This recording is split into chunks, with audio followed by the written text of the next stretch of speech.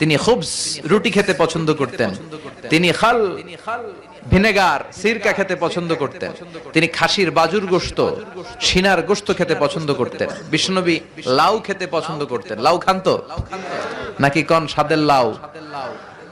বানাইলো মোরে, আগা খাইলাম ডোগা খাইলাম, এগুলো বললেন না।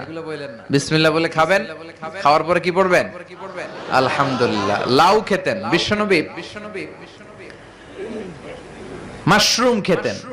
মাশরুম চিনেন? এখন ইদানিং মাশরুমের স্যুপ পাওয়া যায়, এটা চোখের জন্য বেশ ভালো।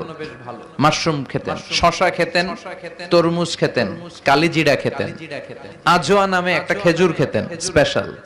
বিশ্বনবী বলেন মদিনার আজোয়া খেজুর যদি কেউ প্রতিদিন সকালে 7টা খায়, ওই দিন কোন সাপে কামড় দিল বিষে ধরবে না, ব্ল্যাক ম্যাজিক করলে ক্ষতি হবে না, জিন পরীর জাদু টোনায় তো কাজই হবে না।